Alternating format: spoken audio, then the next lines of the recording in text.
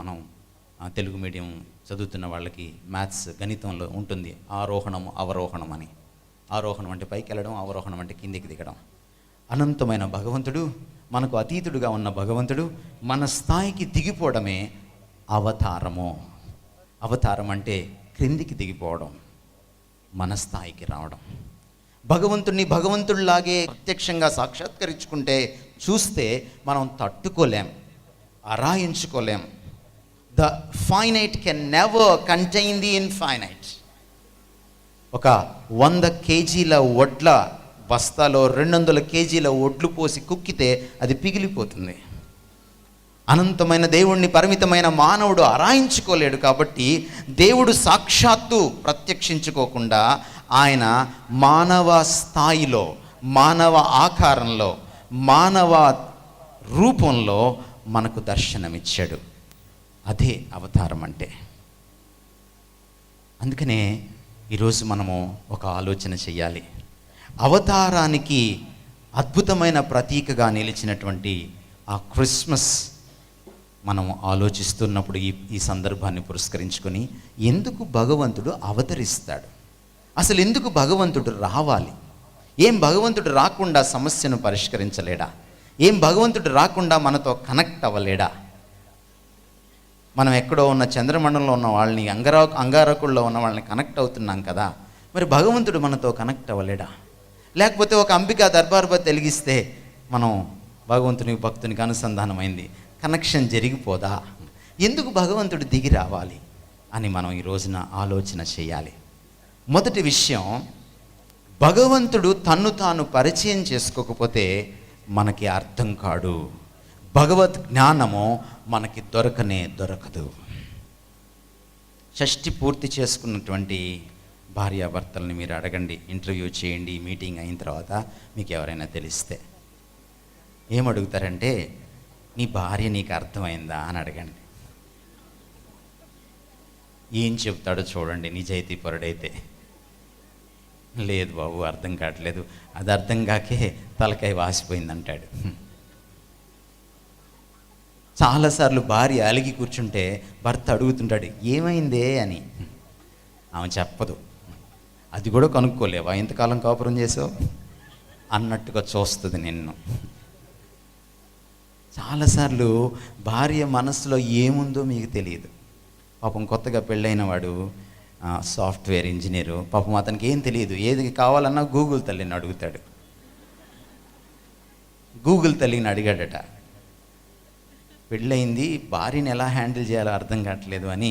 సరే గూగుల్ తల్లిని అడిగితే సరిపోతుంది కదా అని గూగుల్ తల్లి దగ్గరికి వెళ్ళి టైప్ కొట్టాడు, హౌ టు హ్యాండిల్ వైఫ్ని, భార్యని ఎలా హ్యాండిల్ చేయాలి అని.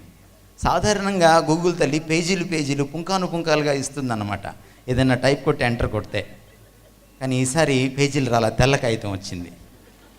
కింద ఒక లైన్ వచ్చింది, మేము కూడా వెతుకుతున్నామని.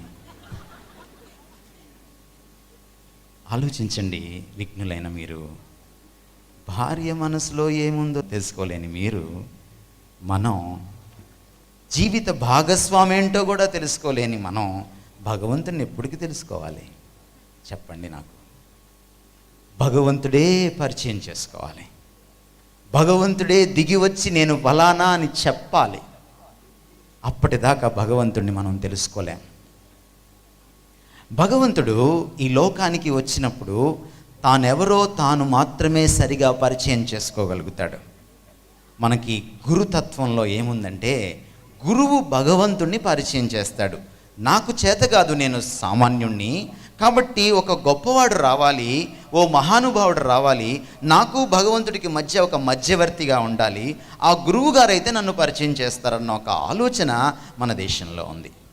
కబీర్ దాస్ ఒకసారి ఏమన్నాడంటే, మేరా సామ్నే గురు కడి హై, గోవింద్ బి కడి హై, కిస్కా పావ్ మే పెహలా చూ అన్నాడు.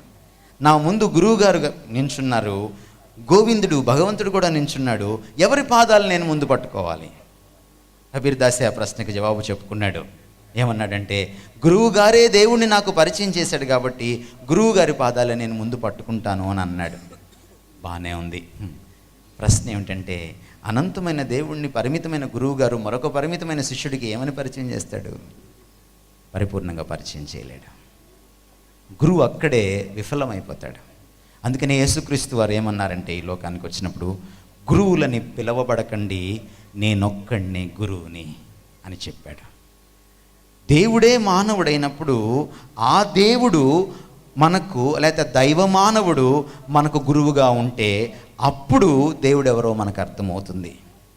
గురువు కేవలం గురువు అయితే అతను దేవుణ్ణి మనకు పరిచయం చేయలేడు. మనమేం చేశామంటే, పరిచయం చేస్తానని వచ్చిన గురువు గారిని వదిలేసి గురువునే దేవుణ్ణి చేసి గురుదేవో భవ అన్నాం మనం. కానీ గురుదేవో భవ ఎన్నటికీ కాలేడు. దేవుడే గురువై మన దగ్గరికి వస్తే అప్పుడు పరిచయం చేయడానికి వీలవుతుంది. డాక్టర్ సర్వేపల్లి రాధాకృష్ణన్, ప్రపంచంలో చాలా రకాలైన తాత్విక చింతనలు, మత ధోరణులు ఉన్నాయి. కానీ భారతదేశ మత ధోరణి, తాత్విక చింతన చాలా సంక్లిష్టమైంది. మన దేశంలోనే భిన్నమైన మతాలు వచ్చాయి. జైనం ఇక్కడుంది, బౌద్ధం ఇక్కడుంది, చార్వాకం ఇక్కడుంది, హైందవం ఇక్కడుంది. హైందవంలోనే భిన్నమైన మతాలు ఉన్నాయి. అద్వైతం ఉంది, విశిష్టాద్వైతం ఉంది, మధ్వాచార్యుడు స్థాపించిన ద్వైతం ఉంది, శైవం ఉంది, వైష్ణవం ఉంది. ఇన్ని మతాల భిన్నత్వం ఒక్క హిందూ మతంలోనే ఉంది. అందుకనే హిందూ మతాన్ని చదవడం చాలా కష్టం. కానీ ఈ మహానుభావుడు అన్నింటినీ ఒక తాటిపైకి తీసుకొచ్చి ఏక సంకలనం చేసి ఓ పుస్తకంగా ప్రచురించాడు. డాక్టర్ సర్వేపల్లి రాధాకృష్ణన్ మన రాజనీతిజ్ఞుడు, మన 2వ రాష్ట్రపతి. ఈయన ఒక రోజున ఇంట్లో ఉదయాన్నే కూర్చొని పేపర్ చదువుకుంటూ ఉంటే ఆయన శిష్యుడు వచ్చాడు ఆయన దగ్గరికి. సనాతన కేరళ బ్రాహ్మణుడు అతని పేరు సుధాకర్ పిళ్ళై. సుధాకర్ పిళ్ళై ఆయన దగ్గరికి వచ్చి ఆయనకి విష్ చేసి, ఏంటి సుధాకర్ ఇలా వచ్చావు? సార్, ఒక ముఖ్యమైన పని మీద వచ్చాను. సరే కూర్చొని పిచ్చాపాటి మాట్లాడి కాఫీ ఇచ్చిన తర్వాత సుధాకర్ తన యొక్క కోరికను వెలిబుచ్చాడు. ఏమిటంటే, సార్, నాకు ఆధ్యాత్మిక చింతన ఎక్కువ అవుతుంది, భగవంతుని తెలుసుకోవాలనుకుంటున్నాను, నేను ఒక గురువు గారి కోసం వెతుకుతున్నాను, నాకు ఒక మంచి గురువును పరిచయం చేయండి. మీరు ఎన్నో మతాలని చదివారు, మీరెంతో తాత్వికతను పుణికిపుచ్చుకున్నారు, మీరైతే నాకు బాగా పరిచయం చేస్తారు సార్ అని అంటే, సర్వేపల్లి రాధాకృష్ణన్ ఒక క్షణం ఆలోచించాడు. కూర్చో సుధాకర్ అని చెప్పి తన బెడ్రూమ్లోకి వెళ్ళాడు. కాసేపటికి వచ్చాడు. చేతిలో చిన్న పుస్తకం తీసుకొచ్చి సుధాకర్ పిళ్ళై చేతిలో పెట్టాడు. సుధాకర్ పిళ్ళై ఆ పుస్తకాన్ని ఓపెన్ చేసి చూస్తే అది బైబిల్లోని 2వ భాగం, కొత్త నిబంధన, యేసుక్రీస్తు వారి జీవిత చరిత్ర. సుధాకర్ పిళ్ళై ముఖం ఎర్రపడింది. ఆయన వైపు చూశాడు. చూసి, ఏమిటి సార్ ఇలా చేశారన్నాడు. ఏమైంది అన్నాడు.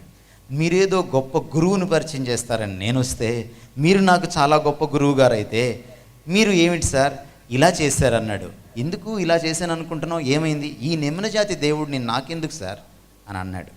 సుధాకర్, నీకు నా మీద నమ్మకం ఉంటే వెళ్ళి ఈ పుస్తకం చదువు. ఈ గురువు నీకు నచ్చకపోతే మళ్ళీ రా, అప్పుడు మాట్లాడుకుందాం గురువు గారి గురించి అన్నాడు. సరే, చేసేది లేక గురువు గారి మీద ఉన్నటువంటి గురితో అతను ఆ పుస్తకం తీసుకుని వెళ్ళిపోయాడు. సుధాకర్ పిళ్ళై మళ్ళీ వెనక్కి రాలేదు. సుధాకర్ పిళ్ళై పాల్ సుధాకర్గా పేరు మార్చుకున్నాడు. క్రీస్తు శిష్యుడు అయిపోయాడు. ప్రపంచంలో మొత్తం తిరగలేదు ఆయన, భారతావనంతా తిరుగుతూ ఖైదీల మధ్య యేసు క్రీస్తు ప్రేమ సువార్తను ప్రకటించాడు. చనిపోయేదాకా అదే పని చేస్తూ ఉన్నాడు. అందుకని యేసుక్రీస్తు వారు అన్నమాట ఏమిటంటే, గురువులని పిలువబడకండి, నేనొక్కడినే గురువును. ఎవడనూ ఎప్పుడునూ దేవుని చూచి ఉండలేదు, కానీ దేవుని కుమారుడైన యేసుక్రీస్తే ఆయనను మనకు పరిచయం చేశాడు అని ఇందాక చదివిన వాక్య భాగంలో యోహాను సువార్త 1వ అధ్యాయం 18వ వచనంలో ఉంది. ప్రభువునందు ప్రియులారా, ఈ సందేశాలు మీకు నచ్చినట్లయితే దయచేసి లైక్ చేయండి, సబ్స్క్రైబ్ చేయండి, పక్కనే ఉన్న బెల్ బటన్ నొక్కండి. ఈ సందేశాలను దయచేసి 10 మందికి షేర్ చేయమని ప్రభువు నామమున ప్రేమతో మీకు మనవి చేస్తున్నాం. Thank you. Praise the lord.